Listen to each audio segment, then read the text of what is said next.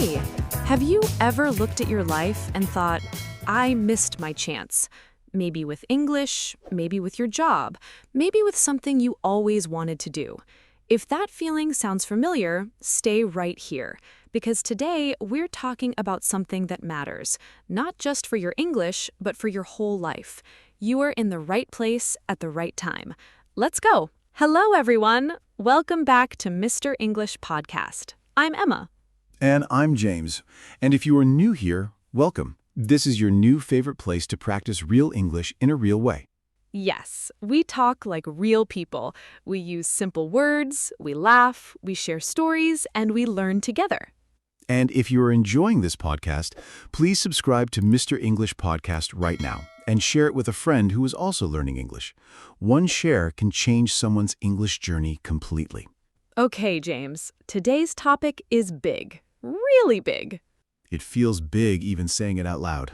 It's never too late to start over. And we are not going to talk about this in a loud, cheering way. No, not like, wake up, change your life, go, go, go. Please no, that is too much energy for a Tuesday morning. Any morning, really. Any morning. We want to talk about this in a real way, a quiet, honest way. Because this feeling, the feeling of being too late, it comes up a lot, not just with English.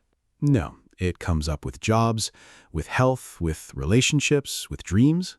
And a lot of our listeners write to us and say things like, I'm too old to learn English now. Or, I should have started years ago.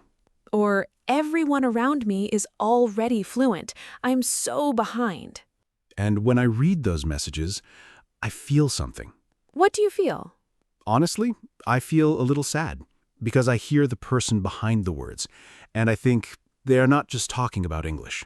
No, they're talking about something deeper, like they gave up on themselves a little. Yes, and today we want to gently push back on that. Not in a fake way.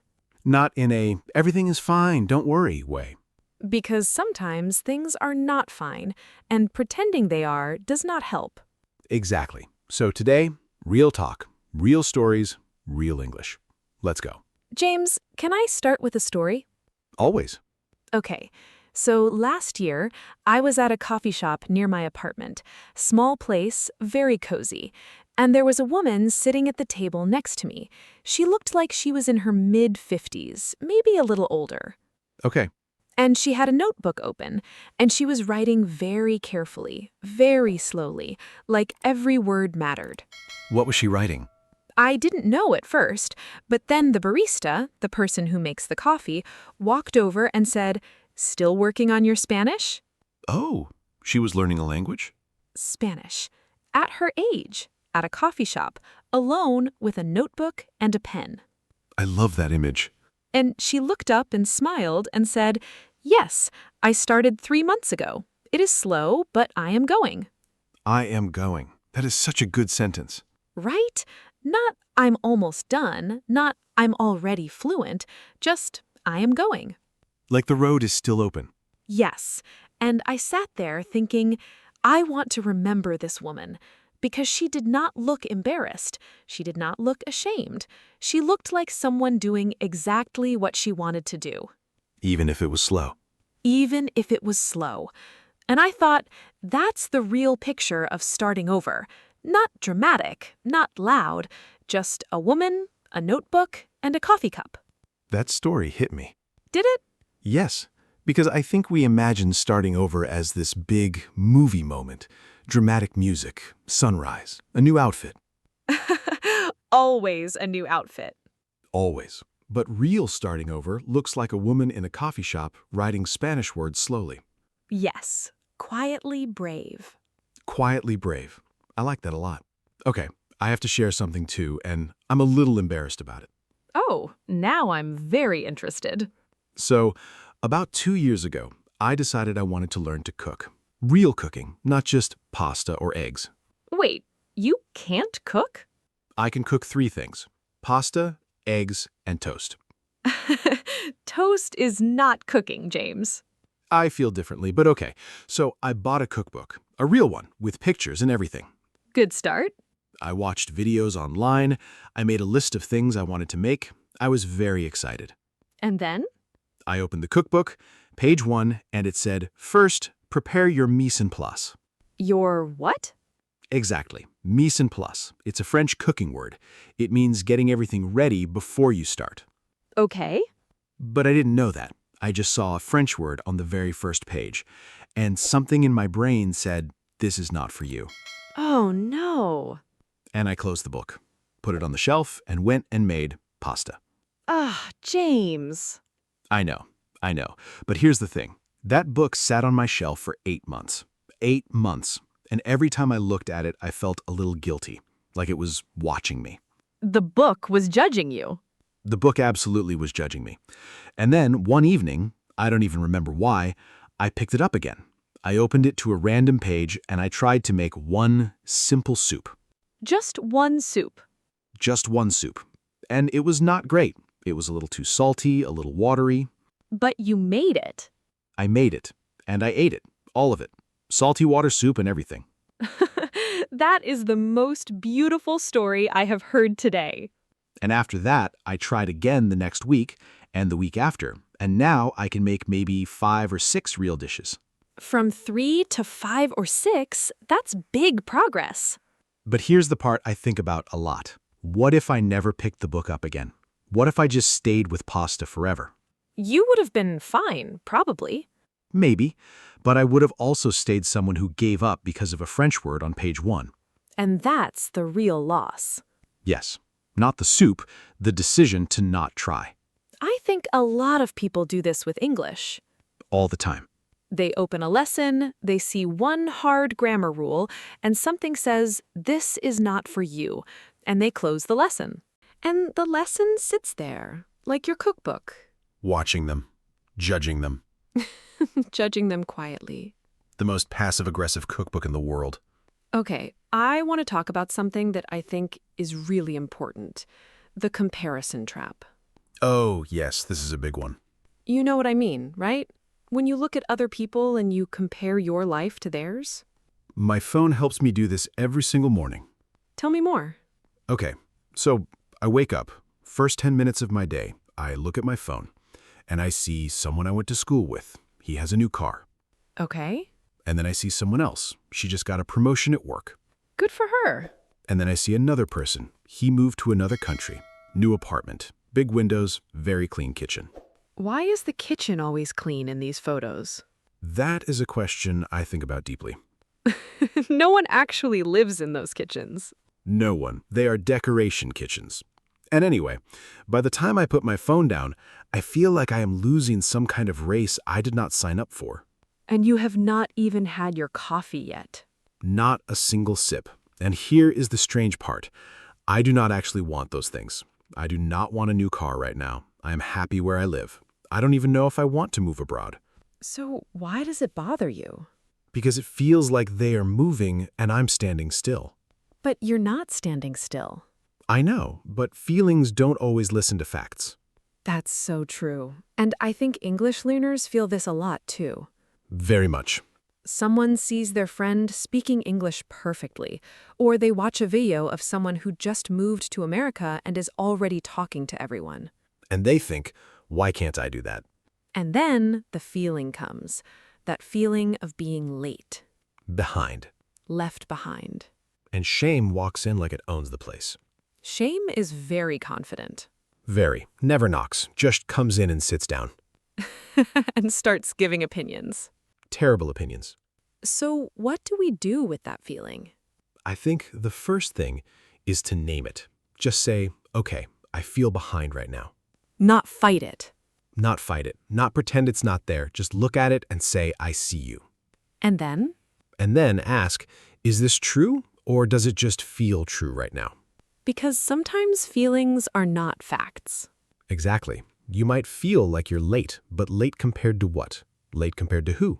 Someone else's life is not a clock for yours. That's a good sentence. Say it again. Someone else's life is not a clock for yours. Write that down, everyone. Seriously. James, can I ask you something honest? Of course. Have you ever really felt like it was too late for something in your life? Not just a small thing, something real. Yes. Tell me. When I was younger, maybe 20, 21, I really wanted to study music. I played guitar. I loved it. I used to play for hours, just sit in my room and play. I did not know that about you. Not many people do. And I had this dream of maybe doing something with music. Not famous, not big concerts, just something real with music in my life. What happened? Life happened. I chose a different path. I studied something practical. I got a job. And the guitar kind of got quieter and quieter. Did you stop playing completely? For about 4 years, yes. The guitar was in my closet. I walked past it every day. Another judging thing in your home. Apparently, everything in my apartment judges me, apparently. But yes, and there was a period where I thought, that window is closed. That chapter is done. And now? I play again. Not every day, but a few times a week, just for me, just in my apartment. That sounds really nice. It is, but here's the honest part. Do I wish I had not stopped? Yes. Do I wish I had been braver at 21? Yes, those feelings are real, and I don't think pretending they're not real is helpful. So you hold both things at the same time? What do you mean? The regret and the joy at the same time. I wish I had not stopped, and I'm so glad I started again. Yes, both are true. I think that's actually more honest than just saying everything happens for a reason. Oh, that phrase. Does it bother you too? Not always, but sometimes when I'm sad about something and someone says everything happens for a reason, I want to ask, what reason? Tell me the reason right now. Just explain it to me quickly, please. Very quickly, with examples. But I think what people really mean when they say that is, you're not done yet. That's a kinder way to hear it. Like, the story is not over. The chapter changed, but the book is still open. I like that. Okay, I want to talk about something that doesn't get talked about enough, and it's the difference between giving up and letting go. Oh, those feel similar, but they are not the same. Not the same at all. So giving up means you had something, you were working on it, and you just stopped. You quit, often from fear or laziness. Or from that one French word on page 1. Yes, exactly. But letting go is different. Letting go means you tried something, you cared about it, you gave it real time, and then you decided, this is not the right fit for me anymore. How do you know which one you're doing? That's a great question. And honestly, I think you know in your body. In your body? Yes. When you give up, there's usually a little voice that says, you should still be doing this. The guilty voice. Yes, but when you let go, it feels more like, this is not mine anymore. And that's okay. That sounds very peaceful. It can be, but it can also be sad, because sometimes you let go of something you really loved. Like letting go of a dream. Yes, and the dream might have been wonderful. It just stopped fitting your life. Or your heart. Or your heart. And I think it's okay to grieve that, to feel sad about it. Without punishing yourself. Yes, you can say, I am sad that this did not work out the way I imagined, and also say, I am still here, and I still have choices. Both at the same time again. Both at the same time. I think that is actually the most honest way to live. Holding the sad and the hopeful together. Yes. Not choosing one and pretending the other does not exist. I think a lot of people try to only feel the hopeful part. They push the sad part away. And it comes back louder. Always. You cannot skip grief. You can delay it. But it waits. Very patiently. Very patiently. Emma, let's talk about English specifically for a minute. Yes, because our listeners are here to learn English, and we love that. So for the person who says, it is too late for me to learn English, what do we say? First, I would say, I hear you. Not, no, you are wrong. No, because dismissing someone's feeling is not kind. If they feel late, that feeling is real. Okay, so I hear you. And then? And then I would ask, what does late mean to you? That is a good question. Because sometimes people mean, I am older than I thought I would be when I started learning. And that is a real feeling. But older does not mean unable. Those are very different things. Very. Being 40 and learning English is not the same as being 40 and trying to run the Olympics. The body has different rules than the brain. Completely different rules. The brain keeps learning. It really does. Maybe a little more slowly as we get older, but it does not stop. And actually, adult learners often have real advantages. Like what? They know why they are learning. A child learns because school says so. An adult learns because they chose to. That motivation is powerful. Very. And adults also have life experience. When they read a story or hear a conversation, they understand the emotions and the situations better. Because they have lived things. Yes, a 20-year-old student reads a story about losing a job and thinks, okay. A 40-year-old reader says, I know this feeling exactly. That understanding makes the language stick better. I really believe that. So, late is not the right word. Different timing, different starting point. Same road. Same road. Okay, I want to do something a little different now. I want to talk about small starts, because I think we make starting over too big in our heads. Yes, we think starting over means changing everything. New city, new job, new personality, new kitchen. Always the kitchen. But real starting over is usually much smaller. Tell me what you mean. Okay, so last spring, I was feeling very stuck. Like I was doing the same things every single day and going nowhere. That feeling is exhausting. So exhausting. And I kept thinking I need to make a big change. Like I needed to do something dramatic to feel alive again. What did you do? I changed my morning walk. That's it? That is it. I usually walked the same street every morning, same coffee shop, same path, same everything. And one day, I just turned left instead of right. That is the smallest possible change. It really is. But here's the thing. On that new street, I passed a small garden, little flowers, some vegetables, a bench, and a very old man was sitting on the bench reading a newspaper. Okay. And he looked up and smiled at me and said, "Good morning, beautiful day." Simple. Very simple. But it made me feel something, like the world was a little bigger than my usual path. Because you changed one small thing. One tiny left turn. And I started thinking, maybe that's what starting over really is. Not a big, dramatic jump, just a small left turn. I really like that. And for English learners, a small left turn might be learning one new word today. Just one. Or saying good morning to someone in English instead of staying quiet. Or listening to this podcast instead of scrolling on your phone. All small left turns. All small left turns.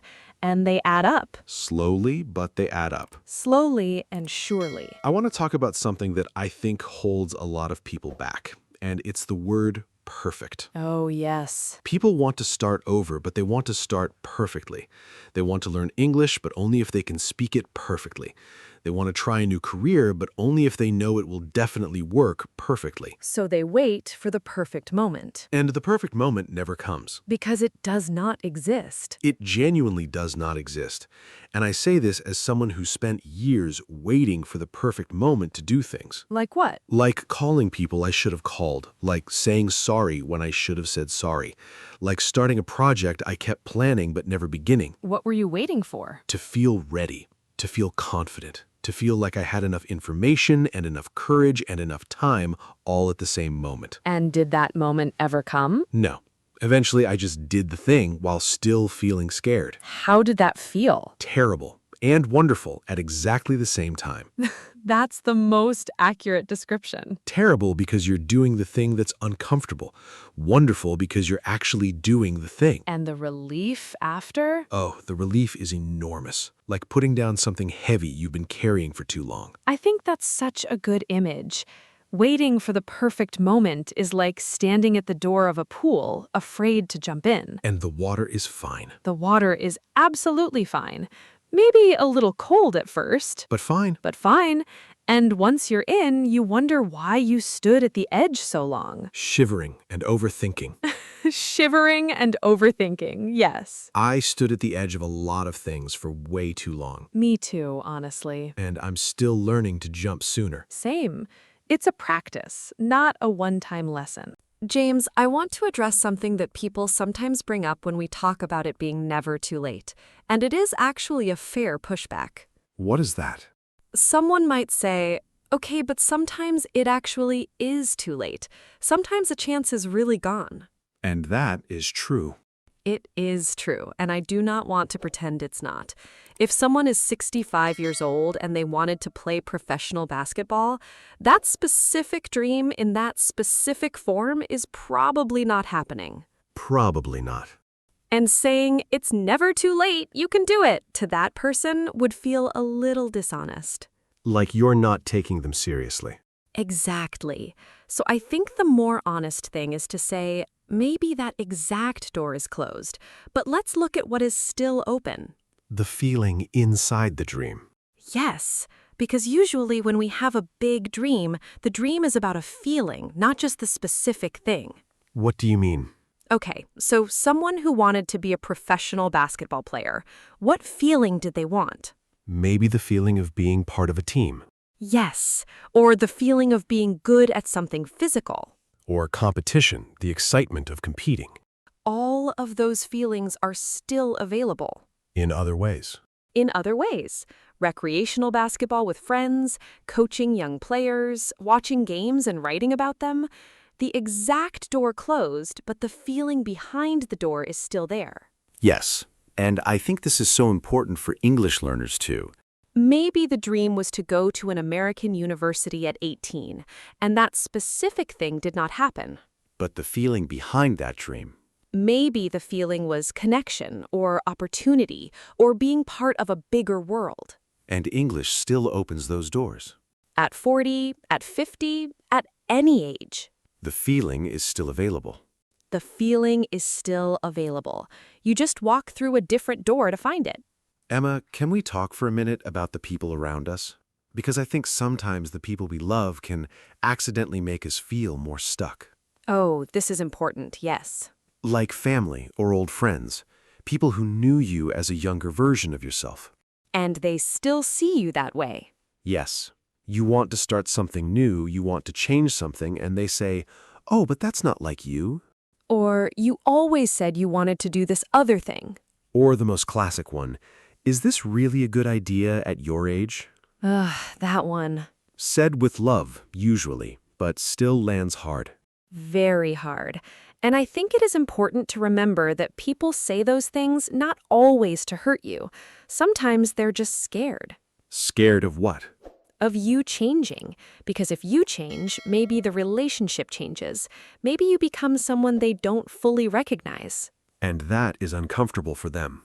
Yes, but their discomfort is not a reason for you to stay still. That is worth saying again. Someone else's discomfort with your growth is not a good enough reason to stop growing. You can love them and still move forward. Yes, both are possible. I had someone in my life, not a bad person at all, a good person, who used to say whenever I had a new idea, just be careful. Most things don't work out. And they meant it as protection. They didn't want me to get hurt. But what did it do to you? Over time, it made me smaller. I started filtering my own ideas before I even said them out loud. Like self-editing before you even speak. Yes, and I don't blame them, but I had to learn to take in their care and leave their fear at the door. Take the love, leave the fear. Exactly. That's a really useful skill. Very useful and hard to learn, but worth it. Okay, we've been talking for a while now, and I want to bring something practical in because we love English learning here, and today's topic has some really beautiful vocabulary connected to it. Yes, and we want you to use these words, not just understand them, actually use them. So let's look at a few words and phrases from today's conversation. Useful ones. Ones that connect to real feelings. First word, regret. Regret. This means a sad feeling about something from the past that you wish was different. Say it slowly. Regret. Regret. You can say, I have some regrets about not starting English earlier. Or, I try not to live in regret, but sometimes it is hard. Regret is a normal human feeling, but it does not have to be the final chapter. Good. Next word, Courage. Courage. This means the strength to do something even when you're afraid. Edge. Courage. You can say, it takes courage to start over. Or, she showed real courage when she moved to a new country alone. Courage does not mean not being scared. It means doing something even when you're scared. That's an important difference. Very important. Next one, progress. Progress. This means moving forward even slowly. Progress. Progress. You can say, I'm making progress with my English every week.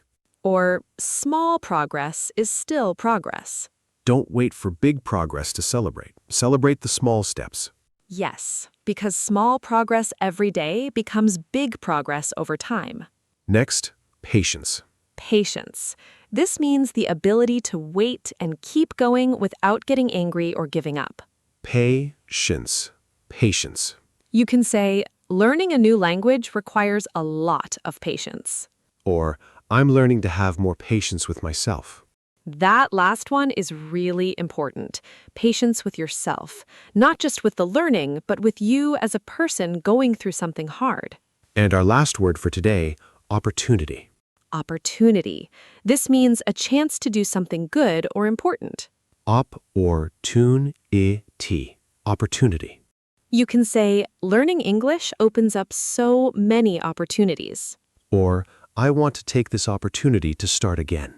Every day is an opportunity, even if you didn't take yesterday's opportunity. Today's opportunity is fresh. Yes, completely fresh.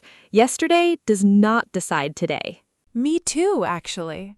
Emma, I want to do something we do not usually do. I want to read a message from a listener. Oh, yes, let's do it. So this came in from a listener, and they said, I am 52 years old. I live in a small town. I never had the chance to learn English when I was young. My family needed me to work. Now my daughter is growing up and she speaks English at school. I watch her and I feel proud and also a little sad. I want to speak English with her, but I feel silly starting now at my age. Is it really too late? That message, I know. that is a whole life in a few sentences. It really is. And I want to speak to that person directly for a moment. Please. What I hear in your message is love. You want to share something with your daughter. That is not silly. That is one of the most beautiful reasons to learn anything. Yes. And you did not have the chance before. That was not your failure. That was your life circumstances. Life did not give you that window at the usual time. But the window is open now. And your daughter? She would probably feel so proud to see her parent learning. Children love to see their parents try hard things. Yes, you would not be embarrassing yourself. You would be modeling something extraordinary. You would be showing her that learning never stops. That age is not a barrier. That love is a good enough reason to begin. And to everyone who feels the way that listener feels, you are not alone, and you are not too late. The road is open. Okay, before we close today, I want to do something fun. We call it Say It Better. Yes, we take a heavy negative sentence and we find a better, kinder, more honest way to say it. Not fake positive, just more honest and more useful. Ready? Ready. Okay, heavy sentence number 1. I am too old to learn English now. Better version. Learning English is harder for me now than it would have been before, but I am still able to learn. That is honest. It admits the challenge, but it does not close the door. It keeps the door open just a little. Good. Heavy sentence number 2. I already wasted so many years. Better version. I wish I had started earlier, but the time I have now is still worth using. Yes, it honors the regret, but it does not let the regret take over. It moves forward. Good. Heavy sentence number 3. Everyone else is so much better than me. Better version. Some people have had more practice than I have. That's okay. I am building my own path. I am building my own path. That is such a strong sentence. Because it makes you the one doing the work, not the one falling behind in a race. You are not racing anyone. You are building. Builders go at their own speed. And they make something real. Heavy sentence number 4. I give up. This is too hard. Oh, this one is real. Everyone has felt this. Better version. This is really hard right now. I need a small break, but I am not done. I am not done. Those 3 words. 3 very powerful words. Because done is a decision, and you can decide not to be done. Even when you're tired, even when it is hard. You can rest, but resting is not quitting. Very important difference. Resting means I'm pausing so I can keep going. Quitting means I have decided to stop completely. And you are allowed to pause. Always. Just don't forget to start again. Just don't forget to start again. Yes. Emma, I think we should close with something real. Something that is not a big speech. I agree. Let's keep it honest. If you're listening to this and you feel late, we hear you. If you have a dream that you put down a long time ago, that does not mean it's gone. Maybe it changed shape. Maybe it found new form. Maybe it's waiting for you to look at it again. And if English is that dream for you, or even just a small part of it, we're here. Every episode, every week, in simple, real, honest English. No judgment, no pressure. Just conversation. And courage. Small courage. Quiet courage. The kind that shows up in a coffee shop with a notebook. Yes, exactly that kind. The kind that turns left instead of right. The kind that opens the cookbook again after 8 months. The kind that listens to a podcast in another language even when it feels too hard. That kind of courage is enough. More than enough. It is everything. All right, beautiful people. That's our episode for today. Thank you so much for spending this time with us. And now we have a little homework, but the good kind. The good kind. Go to the comments right now and write one of these sentences, just one. Write, I am not done. Or write, I am making progress. Or tell us one small left turn you want to make in your life. In English, any level, any words. Just try. Because writing it makes it real. And we read every single comment. Everyone.